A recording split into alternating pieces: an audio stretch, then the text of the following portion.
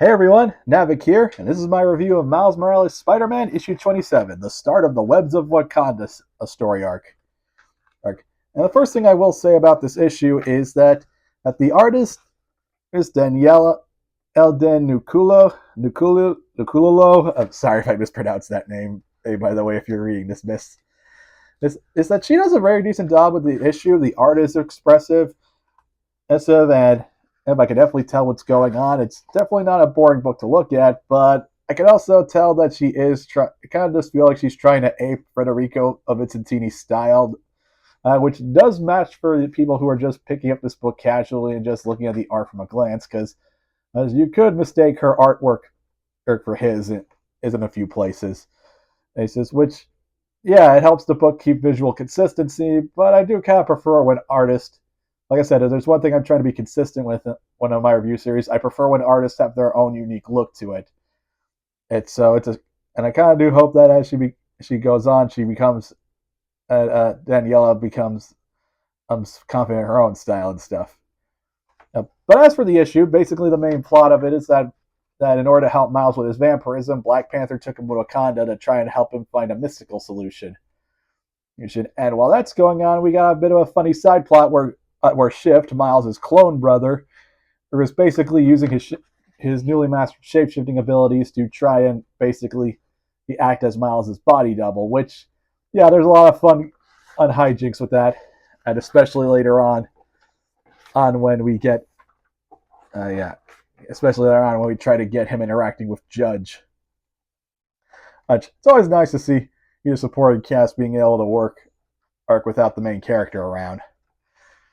So yeah, speaking of the main character, Miles Olzenza, they end up going to IKEA and it's seemingly stolen and by a lady who kind of looks like she's doing a Moon Knight cosplay. Hey, we learn her name is Bissia.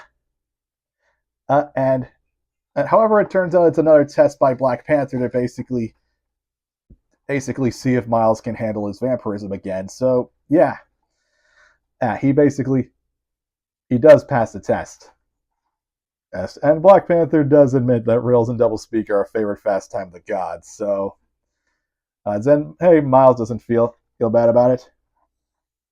And so yeah, as it turns out, the key was basically so that Miles can have an audience with the god of Wakanda, Bast. Yes, and this is again an example of what making this run work so well. Cody Ziegler characterizes Miles very strongly in this book. Okay, and makes him really feel like really distinct. And one thing I particularly love is this narration, and when Bast is basically reading his soul and spirit. It's impossible to describe the brilliance of it. Every terror, every decision I've made, it flashes before my eyes. Every mistake, every curse, every failure, amplified and re-examined in a fraction of a second. It's humbling, but I'm not frightened. It's a judgment without bias. It's without hatred or scorn. It feels familiar, like I'm talking with my folks. So many emotions and feelings packed in such a small moment that just quickly, as intensely as it begins, it's over. And yeah, this bit at the end. Holy crap! I just got read by a divine panther. And yeah, how can you not love Miles when he just feels so human?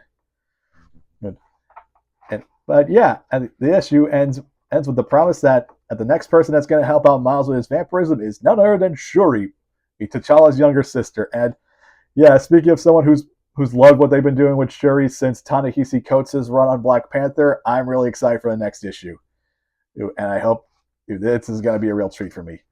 So yeah, that's Miles Morales' Spider-Man issue 27. I'm giving it a 4 out of 5. I'm really looking forward to what they're going to do with Shuri in the next issue and to see how exactly Wakanda is going to cure Miles' vampirism. Hope you join me for that. Until then, have a great day.